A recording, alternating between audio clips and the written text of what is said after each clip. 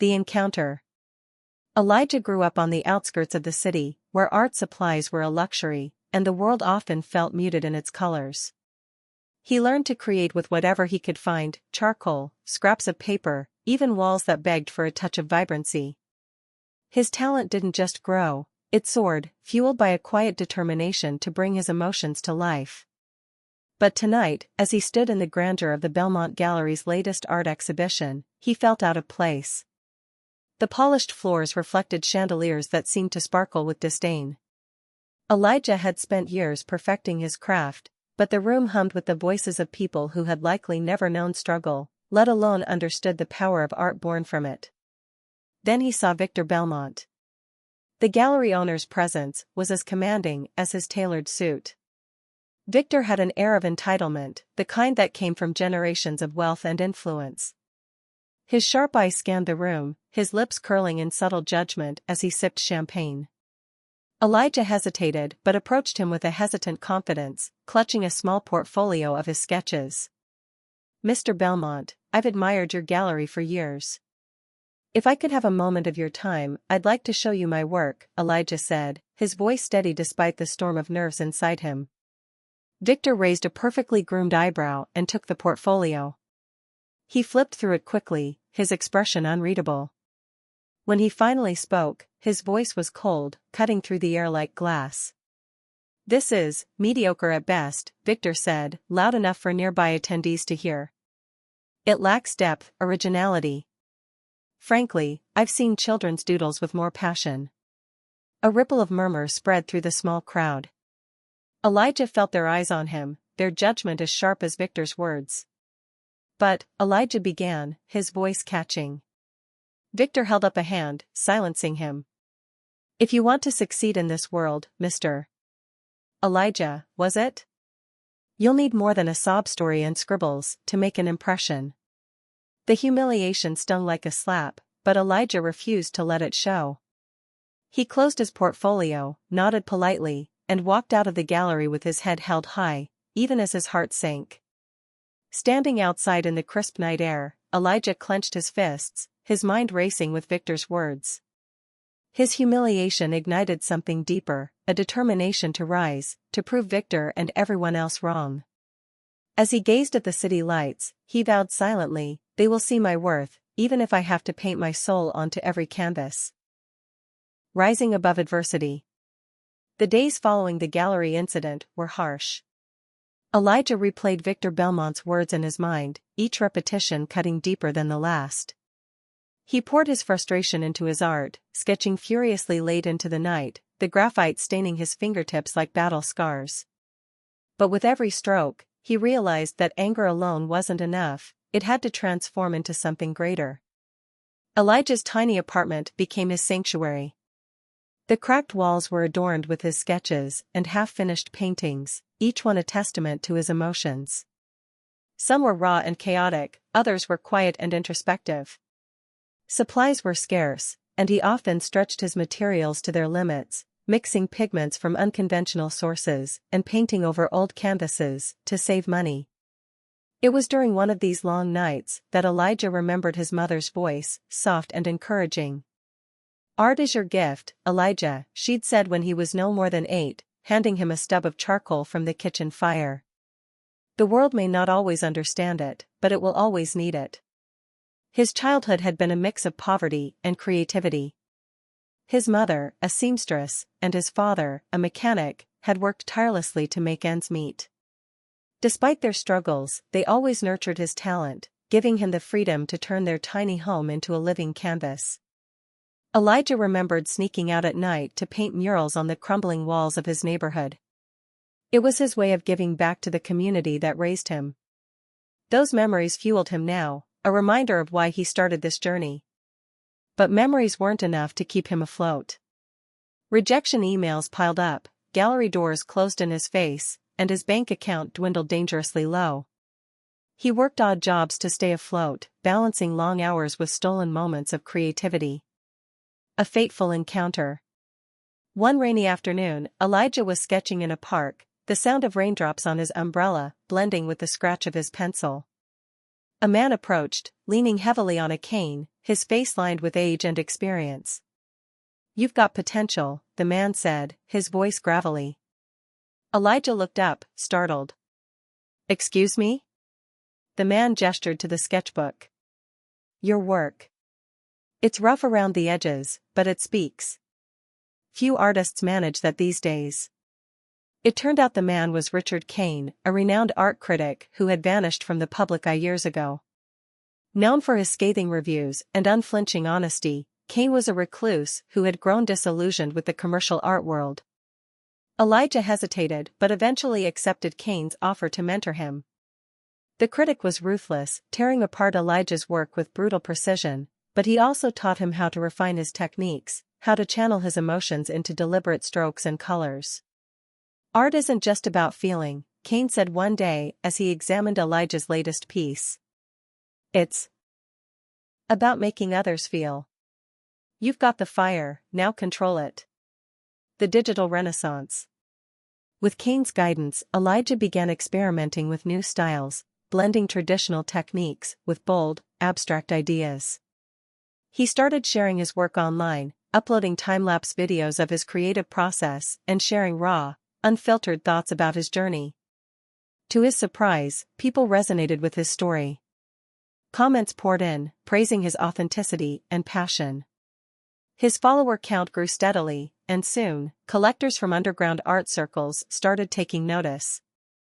Elijah's first major breakthrough came when an indie art magazine featured his work in a special edition about emerging artists. A local cafe offered to showcase his paintings, and within weeks, every piece on display was sold. The more traction he gained, the more his confidence grew. Yet he never forgot his roots.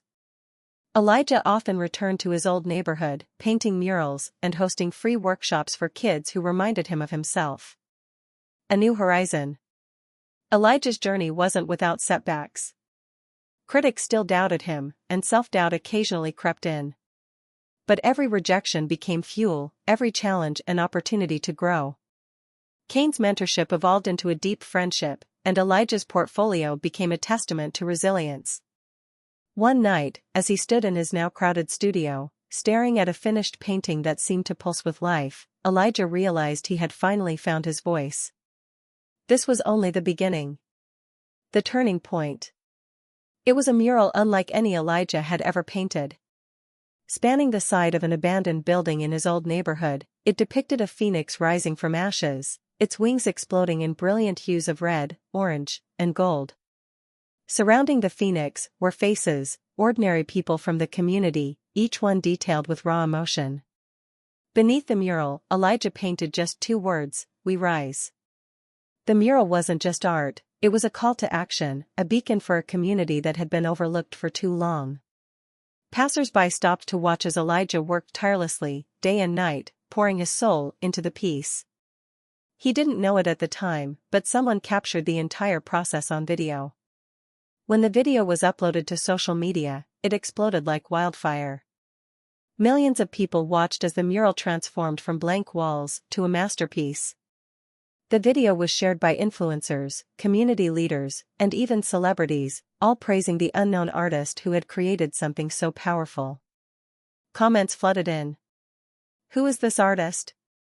This mural gave me chills. So much emotion. Art like this can change the world." Elijah woke up one morning to find his inbox overflowing with messages, interview requests, collaboration offers, and inquiries about his other work. For the first time, his name was being spoken with reverence, not dismissal. The anonymous collector. A week after the video went viral, Elijah received an email from a private art dealer representing an anonymous client. The message was brief but life-changing. "My client would like to purchase 5 of your paintings. Price is negotiable, but they insist on paying a premium to secure them. Please confirm availability." Elijah was stunned. 5 paintings? He didn't even have 5 pieces ready, but he couldn't let the opportunity slip away. He worked tirelessly, drawing on every ounce of creativity he had, and within 2 weeks, the pieces were ready, a collection inspired by his journey, blending themes of resilience, community, and hope. The sale went through for an amount that made Elijah's head spin. For the first time in his life, he wasn't worried about rent or supplies. But more than the financial relief, the validation was overwhelming. Someone believed in his work enough to invest in it, and that someone was powerful enough to turn heads in the art world. Whispers in the art world. Victor Belmont was oblivious to Elijah's rise. The gallery owner, insulated by his own arrogance, rarely paid attention to emerging artists unless they came with established reputations or impressive pedigrees. But even he couldn't ignore the growing buzz around a mystery artist whose work was taking the art world by storm. The mural had sparked conversations far beyond the online world. Critics debated its significance, collectors clamored for more pieces, and galleries began whispering about securing the artist for exclusive exhibitions. Victor heard snippets here and there, a name, an artwork, a surge of interest, but he dismissed it as a passing trend. After all, how impactful could an unknown artist really be? Meanwhile, Elijah continued to grow. With Kane's guidance, he prepared for his biggest opportunity yet, a debut showcase at the prestigious Haviland Gallery. The event was a collaborative effort between several gallery owners, including, unbeknownst to Elijah, Victor Belmont. The gallery debut. The weeks leading up to the showcase were a whirlwind. Elijah poured everything into his pieces, creating a collection that told his story in vivid detail. Each painting was a chapter of his journey, his struggles, his resilience, and his triumphs. Kane, ever the perfectionist, scrutinized every detail, pushing Elijah to refine and elevate his work to new heights. When the night of the showcase arrived, Elijah stood outside the gallery, taking a deep breath. The marquee above the entrance displayed his name in bold letters, Elijah Carter, a voice in color. The moment felt surreal, as if years of struggle had condensed into this single night. Inside, the gallery buzzed with anticipation. Art collectors, critics, and enthusiasts mingled, sipping champagne as they admired the bold, evocative pieces on display. Victor Belmont was among them, oblivious to the identity of the featured artist. As the event unfolded, whispers spread through the crowd about the power and depth of Elijah's work. Victor found himself drawn to a massive painting near the center of the room, a hauntingly beautiful depiction of a young boy painting on a cracked wall, surrounded by the ghosts of his past. The piece was titled Humble Beginnings. Victor stared at the painting, captivated, when a voice behind him broke his trance. "I see you found one of my favorites," said a calm, steady voice. Victor turned, and his jaw tightened as he came face to face with Elijah. Tables turned. The Haviland Gallery was at capacity. The air buzzed with excitement as art enthusiasts, collectors, and critics moved from piece to piece, marveling at the raw emotion and intricate storytelling woven into Elijah's work. Each painting was a powerful testament to resilience, cultural identity, and the triumph of the human spirit. The centerpiece of the exhibition was a striking triptych titled The Rising. It depicted three pivotal moments in Elijah's life: a young boy drawing on cracked walls with charcoal, a teenager painting a mural amidst a crowd of onlookers, and finally, a man standing tall before a radiant phoenix. Each frame was vibrant, alive with the struggle and hope that defined Elijah's journey. The crowd was transfixed, their murmurs laced with admiration. Critics spoke in hushed tones, already predicting Elijah's meteoric rise. Social media buzzed with photos and glowing reviews. Elijah stood near the back of the room, watching it all unfold, a quiet smile playing on his lips. And then he saw him, Victor Belmont. Victor stood frozen in front of Humble Beginnings, his face unreadable. Slowly, realization dawned as he connected the artist's name with the young man he had humiliated months earlier. His chest tightened as the weight of his earlier dismissal returned to haunt him. Elijah walked over, his steps measured, his confidence unshaken. When Victor noticed him, he stiffened, his usual arrogance replaced with discomfort. "Elijah," Victor said, his voice faltering. "Mr. Belmont," Elijah replied smoothly, a polite but firm edge to his tone. "Enjoying the show?" Victor gestured vaguely to the painting. This is impressive. I had no idea." "No, you didn't," Elijah interrupted, his voice calm but piercing. You didn't see past your own arrogance to notice the potential right in front of you. Instead, you dismissed me. Humiliated me. Victor's jaw tightened. I was wrong, he admitted reluctantly. Your work speaks for itself. Clearly, you've earned your place here. Elijah tilted his head, studying Victor. Have I? Or are you saying that because the crowd decided my worth for you? The tension between them was palpable, drawing the attention of nearby attendees. Elijah leaned in slightly, his voice lowering but losing none of its power. You taught me something that day, Mr. Belmont, he said. You showed me what it feels like to be underestimated. And that feeling? It's the fire that made all of this possible. So, in a way, I should thank you. Victor's lips parted as if to respond, but Elijah wasn't finished. Oh, and one more thing, Elijah said, his smile sharp now. I'm not just the featured artist tonight. I'm also your new business partner. Victor blinked, confusion giving way to shock. I've acquired a partial ownership stake in this gallery, Elijah explained, his voice steady. Through an anonymous collector, someone who saw my value when you didn't. They believed in me enough to invest, and now, well, here we are. Victor's face darkened, but he forced a tight smile. Impressive, he said through gritted teeth. Don't worry, Elijah said lightly. I'm not here to push you out. This isn't about revenge. It's about building something better, something that values artists for their stories, not just their connections. Victor nodded stiffly, his usual dominance replaced with a begrudging respect. A night of triumph. As the night progressed, Elijah became the center of attention. Collectors praised his work, critics marveled at his emotional depth, and attendees lined up to congratulate him. Kane watched from the sidelines, a proud smile on his face, knowing his protégé had finally come into his own. By the end of the evening, Elijah stood alone in front of the rising, taking in the culmination of his journey. The boy in the first panel seemed like a distant memory, yet he was still there, a part of every stroke and shade. Victor approached one last time, his demeanor subdued. Congratulations, Elijah. Truly. Elijah met his gaze, his own expression unreadable. Thank you, Mr. Belmont. Victor hesitated, then extended his hand. After a moment, Elijah shook it, sealing not just a truce, but a shift in the balance of power. As Victor walked away, Elijah turned back to the painting, his heart full.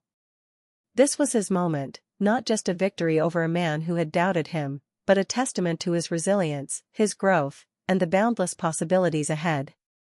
He had risen, and the world was finally paying attention. Redemption and legacy.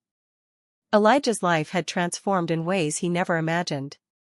The once struggling artist now stood at the helm of an art movement that was changing the narrative for underrepresented voices. His work wasn't just about showcasing his talent, it was about paving the way for others like him.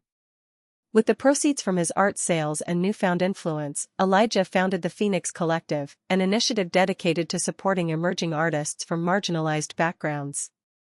The collective offered mentorships, funding, and opportunities for exposure, focusing on those who, like Elijah, had talent but lacked the resources to be seen. Every week, the studio bustled with life, young artists experimenting with color, mentors offering guidance, and Elijah moving from easel to easel, providing words of encouragement. The walls of the studio were adorned with works in progress, each piece telling a story of resilience and hope. Elijah knew that true success wasn't just about rising to the top, it was about lifting others as he climbed. Victor Belmont's transformation. Victor Belmont's presence in the art world had diminished in recent years. The industry he once dominated had shifted, with collectors and critics gravitating toward authentic voices and stories rather than the elite exclusivity he once championed. At first, Victor had resented Elijah's success, viewing it as an affront to the traditional art world he had curated. But over time, he couldn't ignore the impact Elijah was making. The Phoenix Collective was producing some of the most powerful art of the decade, and Elijah's leadership had earned him respect even among Victor's old circles. Victor began attending Phoenix Collective exhibitions quietly at first, standing in the background as he observed the works on display. He saw something in those pieces that he hadn't seen in years, art that moved people, that told truths too often ignored. One evening, Victor approached Elijah after a collective showcase. "You've built something remarkable here," Victor said, his voice tinged with humility. Elijah studied him for a moment, noting the sincerity in his tone. "It's not just me. It's the artists. Their stories deserve to be seen." Victor nodded. "I see that now. I was wrong about a lot of things, about you, about what art should be. I let my ego blind me." Elijah's expression softened. "It's never too late to change, Victor. But you have to put in the work." Victor surprised everyone by becoming a quiet supporter of the Phoenix Collective. He offered funding and connections to help elevate the initiative, not out of obligation but out of a genuine desire to be part of something meaningful. Over time, he became a mentor within the collective, sharing his industry knowledge with young artists and using his influence to open doors that had once been closed to them. Reflection on the journey. As the years passed, Elijah often found himself reflecting on his journey. From the boy sketching on scraps of paper to the man mentoring dozens of young artists, every step had been a testament to resilience and the transformative power of art. He understood now what his mother had meant all those years ago: the world may not always understand art, but it will always need it. Art, Elijah realized, was more than a medium of expression. It was a bridge, a way to connect people, to foster understanding, and to break down the walls that divided them. Through the Phoenix Collective, he had created a space where stories could thrive, where the overlooked could be seen. A new generation. One sunny afternoon, Elijah stood in the studio, watching a young girl named Amara paint. She reminded him of himself, a quiet determination in her eyes, a fire in her heart. Her strokes were bold, her colors unapologetic. "That's powerful," Elijah said, stepping closer to examine her work.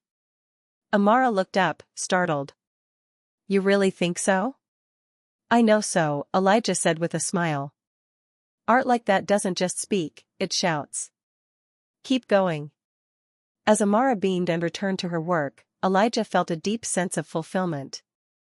This was his legacy, not the paintings in galleries or the accolades from critics, but the lives he had touched and the artists he had empowered. In the corner of the studio, a mural depicted a phoenix rising, surrounded by hands reaching upward. Beneath it, in bold letters, was the motto of the Phoenix Collective: "We rise together." Elijah smiled. The cycle of empowerment was complete, and the future of art was brighter than ever. The cycle continues. One day, in a small, dimly lit studio, Elijah sat across from a nervous teenager clutching a sketchbook. The boy reminded him of himself, wide-eyed, full of dreams, and unsure of his place in the world. "What's your name?" Elijah asked, his tone warm and inviting. "Marcus," the boy replied, his voice barely above a whisper. Elijah gestured to the sketchbook. "May I?" Marcus hesitated, then handed it over. Elijah flipped through the pages, each one filled with raw, unpolished sketches. There was an undeniable spark in the work, a unique perspective, a story waiting to be told.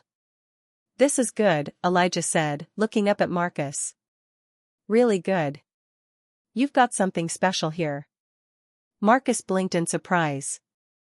"You think so?" Elijah smiled. "I know so. But talent is just the beginning. Are you ready to work hard, to face rejection, and to keep going anyway?" Marcus nodded, his confidence growing.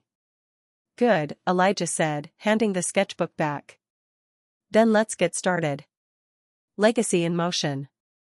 As Elijah guided Marcus through his first project, he reflected on his own journey, from the boy with charcoal-stained hands to the man who now held the power to uplift others.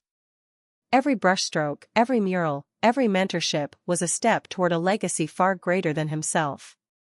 Years later, Marcus would go on to create a mural in the same neighborhood where Elijah had painted "We Rise."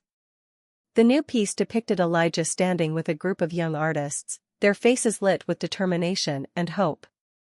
Below it, Marcus had painted a single phrase: "The cycle continues." Elijah stood before the mural, his heart full. He had proven his worth, not just to Victor Belmont or the art world, but to himself. And in doing so, he had opened doors for countless others to follow. The legacy he left behind wasn't just one of art, but of empowerment, resilience, and the unshakable belief that everyone's story deserved to be told. The cycle continues. Years passed, but the fire in Elijah's work and his mission never dimmed. Every mural, every exhibition, and every project was another thread in the tapestry of his growing legacy. The foundation, the Rising Initiative, flourished, becoming a global movement that provided opportunities for marginalized artists to tell their stories. One day, in a vibrant but modest art studio owned by the foundation, Elijah sat across from a teenager named Marcus. The studio smelled of fresh paint and potential. Marcus, barely 17, shifted nervously in his chair, clutching a worn sketchbook to his chest. "Let me see what you've got," Elijah said, his voice kind but commanding.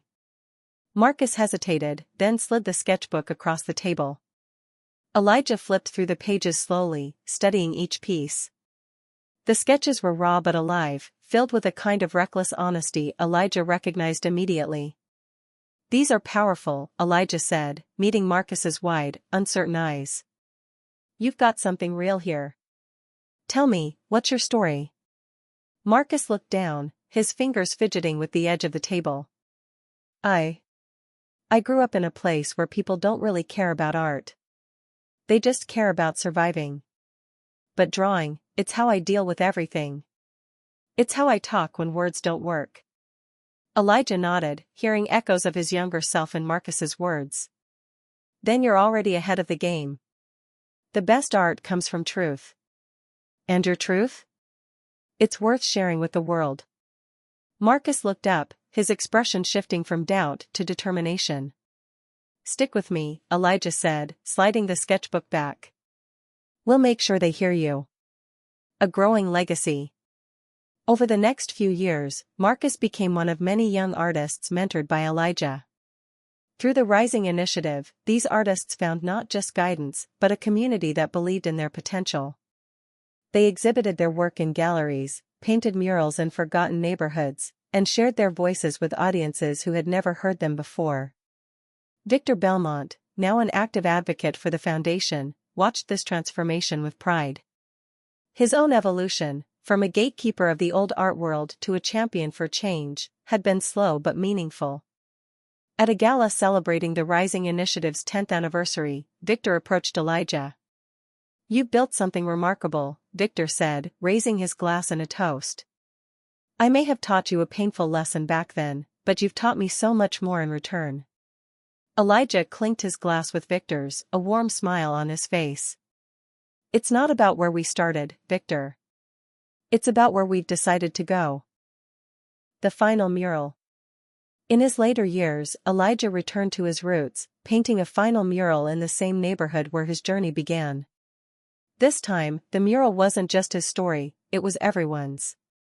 The sprawling piece depicted generations of artists, each one lifting the other higher.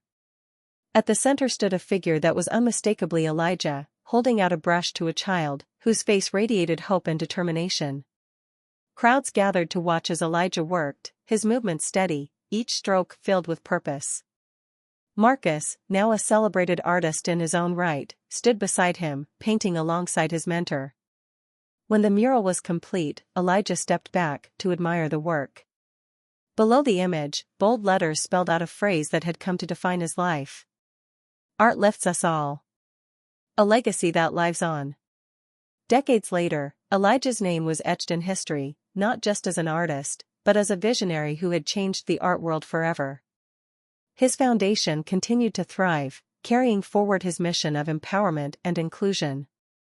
Marcus, now mentoring young artists himself, often told the story of the man who had believed in him when no one else did. And so, the cycle continued. Elijah's legacy wasn't just his art, it was the lives he had touched, the doors he had opened, and the bridges he had built. His work proved that art could do more than decorate walls, it could heal wounds, inspire movements, and bring people together in ways nothing else could. As the sun set over the city, casting a golden glow on the mural, a group of children gathered beneath it, sketchbooks in hand, their imaginations sparked by the stories it told. Elijah's work was done, but his impact would echo for generations.